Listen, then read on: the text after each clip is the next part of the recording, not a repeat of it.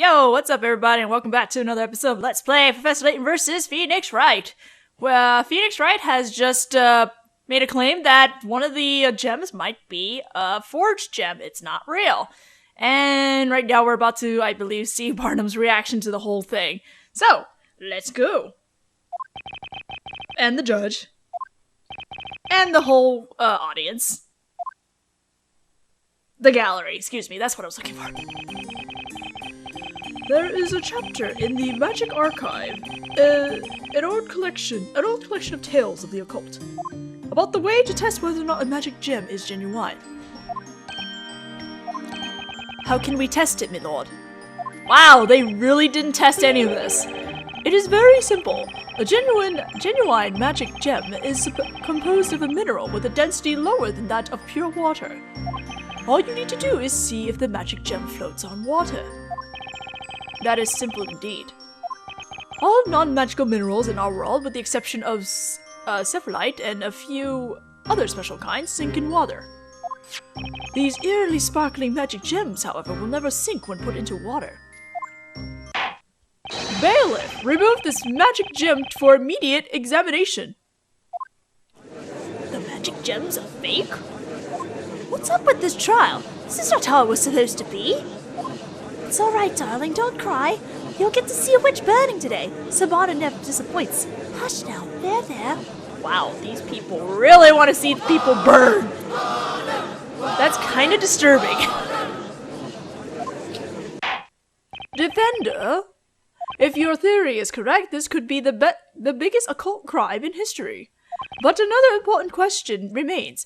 I wonder if you can answer it. Who is this supposed real witch that threw the Talia Magica through the portal? The real witch. There's only one person that comes to mind. Frankly, I still find it hard to believe, but it's the only possibility.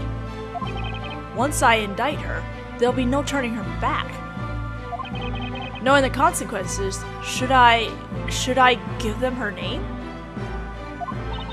You know the great thing about this is that the dialogue already revealed the gender. Mr. Wright. In Labyrinthia, witches are punished by fire. I know you think that's going too far.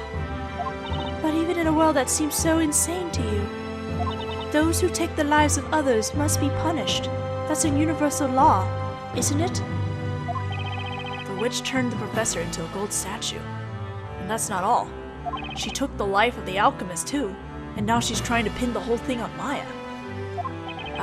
I can't just let her get away with that. Well then, defense, let us hear your theory. Who is this witch responsible for using Goldor and then throwing the scepter through the resulting portal? Jean Greyerl. Take that! Or Jean? Is it Jean or Jean? Or Jean? When you've eliminated the impossible, whatever remains, however improbable, must be true. There's only one logical possibility. It has to be that person. The real witch is Jean Greyerl. Greyerl? I've heard that name somewhere. Wait, isn't that the butler who served Sir Belduc? That's correct. Objection! What is this about? You seem to love rolling out these ridiculous suggestions, but you ignore the obvious. Jean Greyerl is male. Inquisitor Barnum, tell me one thing. Is it only females who can be witches? Are you daft? Of course it's only females. Remember this for later. Just remember this. Well, you probably won't because it's gonna be a while before we get to the last trial, but just remember the idea that they're going with the old-fashioned that witches can only be females. Never in the history of this court has there ever been a male witch. Wouldn't they be a warlock then? You're so utterly ignorant. You should be ashamed of yourself. Alright, well, I'd like to ask another question. Is Jean Greyerl really a male? Huh? What? What a ludicrous question. The defense is certain that Jean Greyerl is the witch responsible for using magic on Professor Layton. Objection! Will you stop fooling around? This is a groundless accusation. Objection!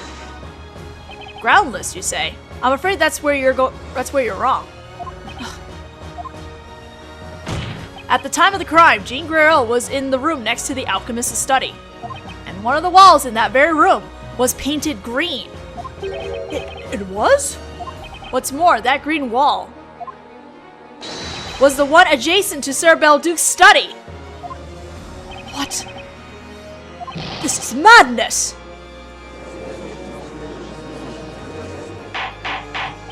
Inquisitor Bond, quickly! Have the butler summoned to the court! Have Jean Greyerl brought here immediately! Certainly, my lord. It shall be done.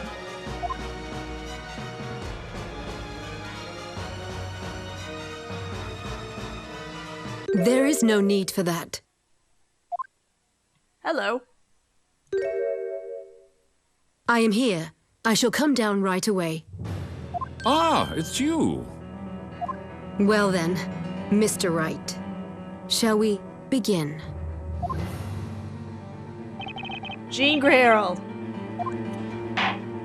It would seem this trial has turned in a new direction. I think we will need a bit of time to take it in. We shall take a brief intermission. Inquisition, defense, sharpen your swords and wits to prepare yourselves for the next stage of this battle. Yes, your honor. It shall be done, my lord. By the time we resume, the examination to the magic gem should have ended as well. Now, the court is adjourned for a brief intermission.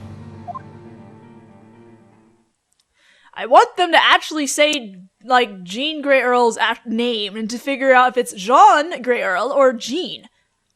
I should just go with Jean for now. Jean? Jean. Jean just sounds more, European. Oh, sure, let's save the game. Why not? Even though we got only 7 minutes into this? Anyway. Oh, Layton, no! So, it's got to be that. Young butler? I know what you're thinking. I couldn't quite believe it at first either. But the evidence and circumstances all point to the butler. He, or she, has to be the witch. At least, it'll be certain if the magic gem turns out to be a fake. Oh, Maya. But if that's the case, then Belduc's murder was also... Yeah, it would be Greyerl. No, it can't be true. He wouldn't have done that. Isabella? I know Jean. He held Sir Belduc in the greatest of respect. Jean didn't kill him, I'm sure of it. Jean Greyerl, are you really what people think you are? There are still so many unknown factors in this trial. Well, hello there, Luke. It's Luke.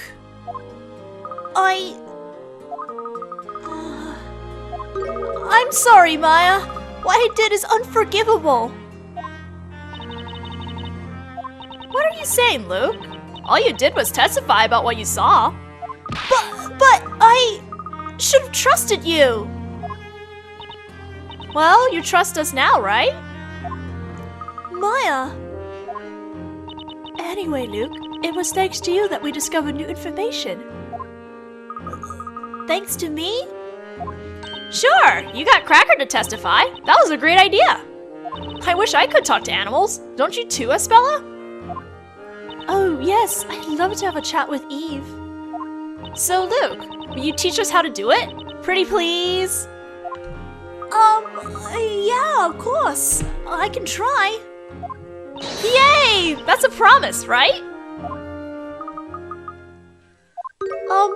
Mr. Wright. What is it, Luke? Do you mind if I join you from now on? Not at all, Luke. Excuse me. I realized during the trial that in this strange town, even what you see with your own eyes may not be real. That's why I'm not giving up yet. Professor, I know he'll return. We can't give up hope. You know, that's what I've been thinking too. Really? I have a feeling he'll reappear again when we get into trouble and help us out. Because, I mean, it's the professor we're talking about here. You know, they make a point. Right! And remember what he always says. Look forward to the future. Always look on the bright side. I don't think it was the professor who said that. Defender accused! The intermission's over. Return to the courtroom. Let's go. It's time to bring this trial to a close. Oh, I have something for you, Mr. Wright. Here, please take it. Maybe it'll come in handy in the trial. A letter, huh? Let's see who it's from. Wait, Newton Belduke? There are several sheets of parchment inside, but they're all blank. The professor and I got this when we went to see the storyteller. Thank you, Luke. The more info we have, the better. You're welcome. Thanks for the blank letter. Huh. Invisible ink! I've got no proof that it was Jean Greyerl who turned the professor into gold. Even if the magic gem is a fake, it's still not decisive evidence. I don't know what will happen next, but I do know this battle's far from over.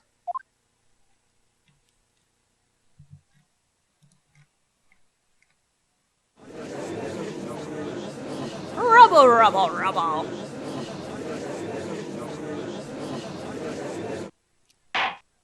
We will now resume the trial of Maya Fey. First things first, the occult crime analysts have finished examining the evidence. They have tested the 2 magic gems from the witch's scepter. Gold ore floated on the surface of the water, whereas Familia sank. It was said that the genuine magic gem floated in pure water, wasn't it? Thus it has been established that the Familia gem is a fake. The defense bench is getting all crowded over there. Order! Order! Order in the court! This does not prove that gold ore was used, of course. Nonetheless, the defense theory does now seem more plausible. The court considers it worth looking into. You have no objection to that, do you, Inquisitor Barnum? No, my lord. Now then, bring in the witness!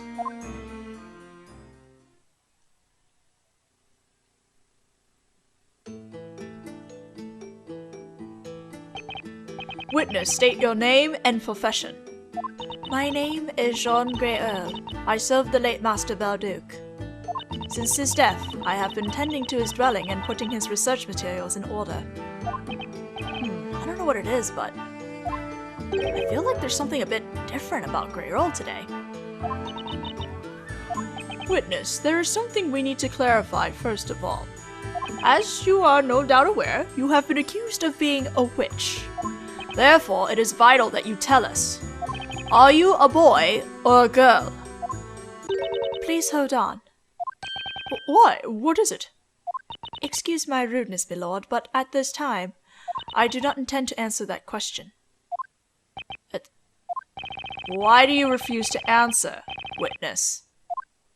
I had been following this trial from the gallery, and so I'm fully aware of the utterly absurd accusations made against me. Alchemy, the art pursued by Master Belduke, is concerned with the rules and logic that govern nature. As someone who had been helping Master Belduke for quite some time, I dare say your theory is both illogical and impossible. Objection! Stop bouncing around the question. The witch's scepter was thrown into the crime scene through a portal created by the magical spell Goldor. That portal could only have been opened from your room. And what's more, one of the walls in your room is painted green. I believe anyone is free to paint their walls in whatever color they pleased. Besides, your theory relies on one magic gem being a fake. While that may have been proven true, another question has arisen. Where could the genuine magic gem be?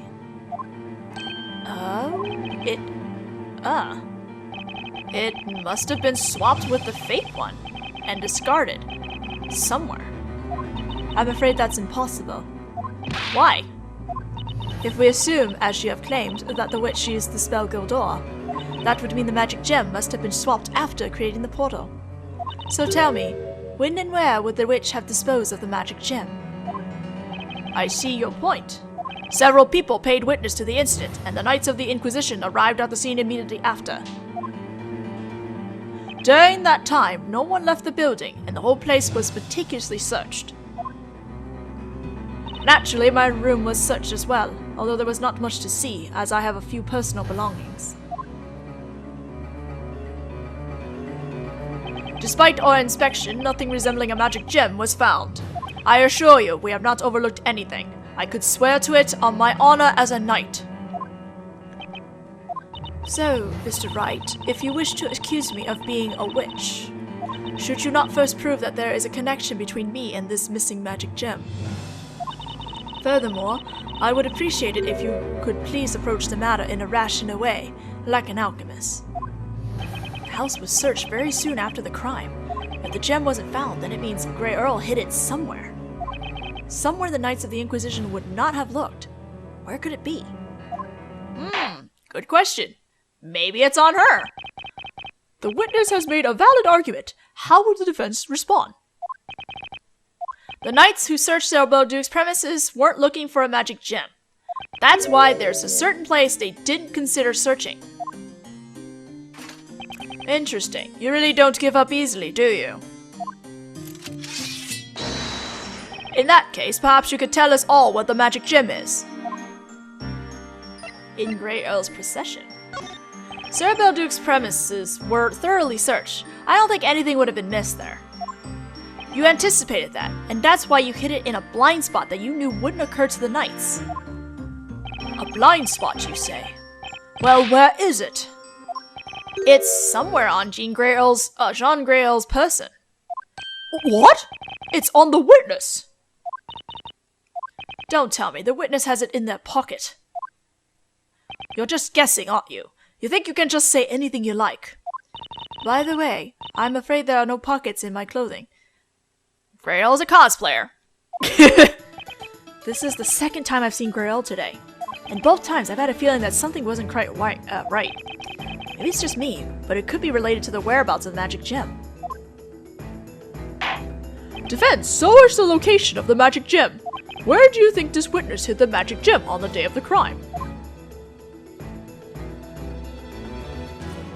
Alright, let me make sure I point this right, but you're supposed to pick her neck, so... Got it! Witness. We met for the first time at Sir Belduc's premises. Ah, you see it now? At that time, you had an amethyst attached to your collar.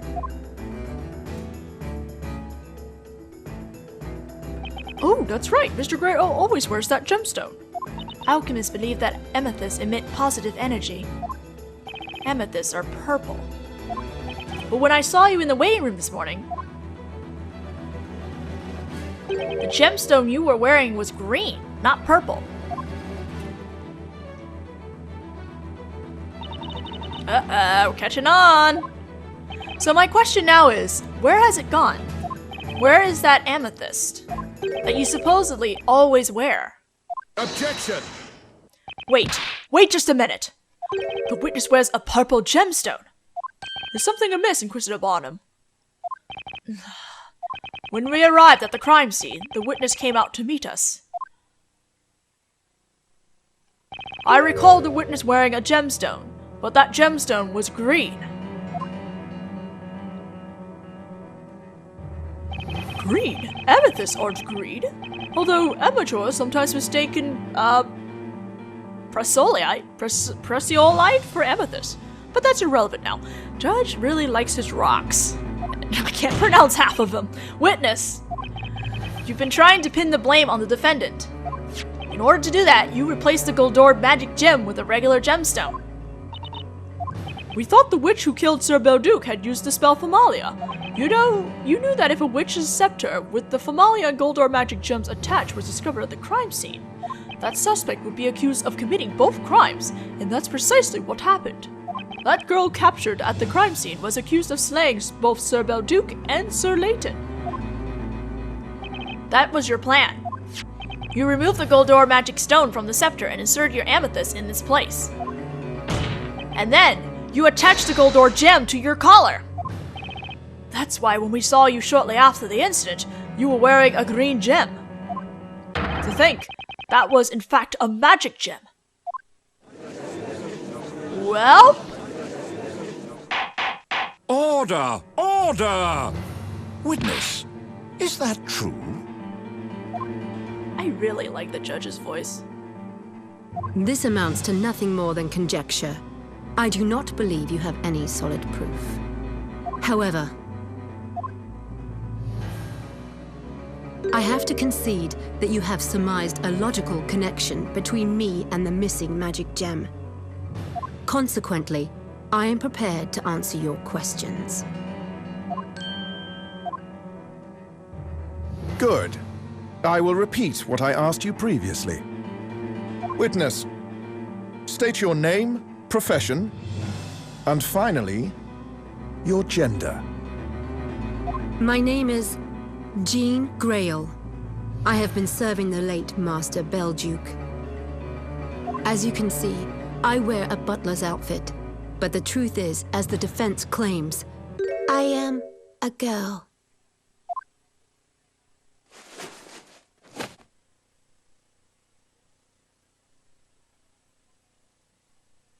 A girl? Unbelievable. What? The butler is a girl?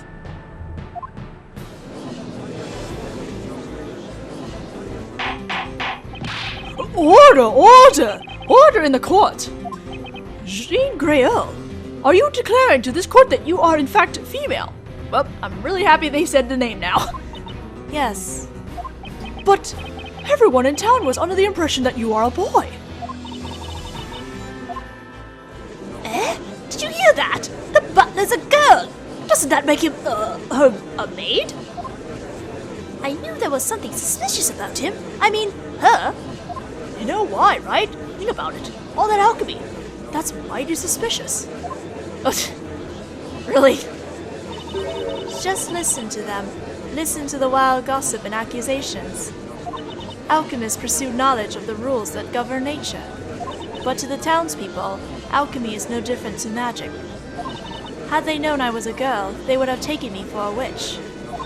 That's what Master Belduke was worried about. He told me it would be safer to pretend to be a boy. In other words, you disclose that you're a female, but deny that you're a witch. I would have thought that was obvious. She knew that once her gender came into question, she wouldn't have been able to conceal it. That's why she made this public now. It was the most rational choice for her. Inquisitor Barnum, may I ask you one question? Has all the evidence in this Golden Gentleman case already, been presented? Why do you ask? As it stands, you do not have a single piece of evidence proving that I am a witch. Given the lack of pertinent evidence against me, I would like to be permitted to return to my duties. Uh-oh. What say you, Inquisitor Barnum? Don't do it! It has been proven that the two gems were swapped. However, it may also have been possible that the accused to have done so. Objection! Maya had no reason to swap the gems. This is the place of judgment. There is no need for us to understand the reasons behind a criminal's actions. Okay, whatever logic that works in whatever world. Huh? After all, those who we judge are otherworldly creatures. They are witches. It is impossible for a human being to understand the reasoning of a witch. Is there nothing we can do? At this rate, Maya will be... Barnum still thinks Maya is a witch. We've made it this far, and yet it feels like we're back at stage 1. It seems there are no more rational arguments against me. Oh, excuse me, she's not doing the male voice. Now, if you would kindly excuse me. I don't have much on Greyerl when it comes to the professor's case, but should I just let her go? How about no? Let's ask about another case. There's nothing else I can follow up on regarding the professor's case. So what can I do? There's only one other option. Miss Greyerl, I have to ask you to remain at the witness stand.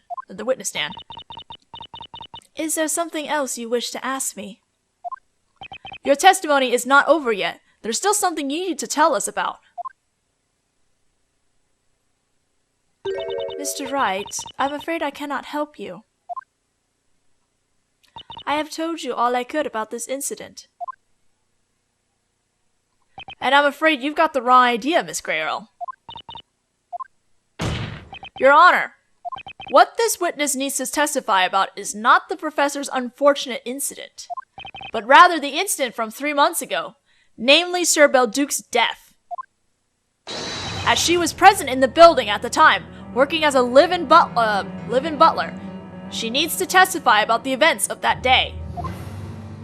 About Sir Belduc's death? The fact that one of the magic gems was swapped leads me to a single conclusion. Both crimes, the murder of Sir Belduc and the transmutation of the professor, were the work of the same witch. The truth behind the alchemist's death may also hold the answer to this case. What is your opinion on this, Inquisitor Bottom? I'll allow you to have your way this time, Sir Blue Knight. The Inquisition has no objections. Inquisitor Zacharias Barnum, it seems you have lost that unyielding attitude so admired by the townspeople. Here you are now, letting a novice defender lead you by the nose. It is hard to believe you have been known as the unwavering sword of justice, for your usually cool-headed judgment. Oh, snap! Those are fighting words. You know little about me, witness. Do you think I care about defending my name? It is this town that I wish to defend. Take that. Sir Belduc's murder is the only case to have remained unsolved for so long. Jean Greyerl, you shall now testify about it. Oh, shit.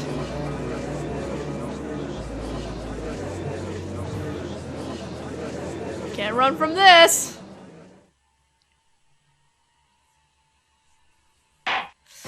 As demanded by both the defense and the Inquisition, the witness will testify about Sir Belduc's death. Any questions? No, my lord. I must, however, mention one more thing before we begin. If it cannot be proven that Jean Greyerl is a witch, as claimed by the defense, the court will irrevocably consider Maya Fey to be the witch responsible for both crimes. Is that understood? You have no choice, Sir Blue Knight. If you don't want the trial to end right now, ready your sword and face the challenge that awaits. But the opponent is a real witch. It's a gamble that puts Maya's life at stake. Nick! Maya?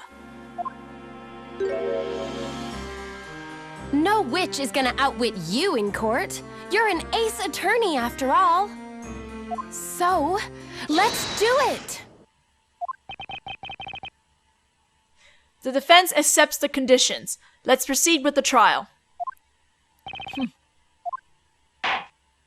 Inquisitor Barnum, you may begin. We shall start with a brief summary of the incident.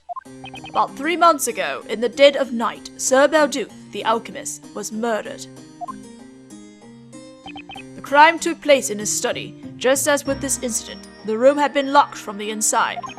The victim was found still seated in the chair at his desk, so we can assume he was attacked while working. There were very clear strangulation marks visible on his neck. Oh, there's something trickling down from his mouth. Is that blood? Yes, most likely. The victim probably bit his tongue as he was struggling with his assailant. And you said earlier that some white powder was spilled over the floor, correct? Yes, hence we expected to find the killer's footprints. However, there were none. The killer must have somehow approached the victim without stepping on the floor. After murdering Sir Belduc, the killer left the room without opening the door. Undoubtedly, the crime must have been committed with the use of witchcraft. The body was discovered the following morning by the butler, Miss Greyerl. The body was found by Greyerl, huh? Thank you, Inquisitor Barnum. The court illustrator sketches will be added to the evidence. Boom.